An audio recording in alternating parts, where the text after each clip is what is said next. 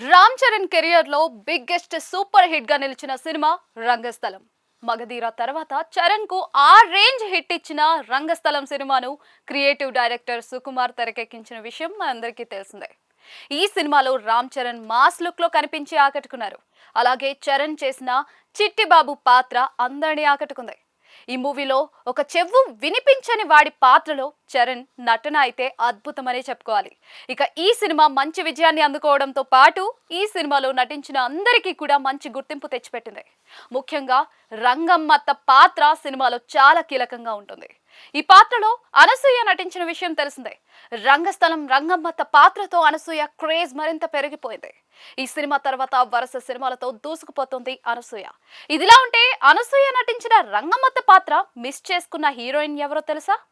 సుకుమార్ ముందుగా రంగమ్మత్త పాత్ర కోసం ఓ స్టార్ హీరోయిన్ ను సంప్రదించారట. ఆ నటి ఎవరో కాదు, రాశి. సీనియర్ హీరోయిన్ రాశి ప్రస్తుతం సెకండ్ ఇన్నింగ్స్ మొదలుపెట్టి సినిమాలు సీరియల్స్ లో నటిస్తున్న విషయం తెలిసిందే.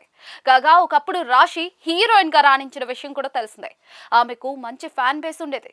కాగా రంగస్థలం సినిమాలో రంగమ్మత్త పాత్రకు సుకుమార్ ముందుగా రాశిని ఎంపిక చేశారట. ఈ విషయాన్ని రాశినే స్వయంగా తెలిపింది.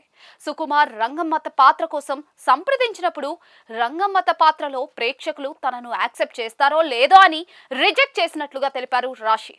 రంగమ్మత్త రోల్ రగ్గడిగా ఉంటుందని, నేను సింపతి క్యారెక్టర్లకు సూట్ అవుతానని, దాంతో సుకుమార్ సార్కు నేను ఆ పాత్ర చేయలేనని చెప్పినట్లుగా రాశి ఓ ఇంటర్వ్యూలో తెలిపారు. ఆమె ఆ పాత్ర చేసి ఉంటే ఇంకా బాగుండేదని, ఆమె ఇప్పుడు మరిన్ని సినిమాలతో బిజీగా ఉండేవారు అని నెటిజన్స్ కామెంట్స్ చేస్తూ ఉన్నారు.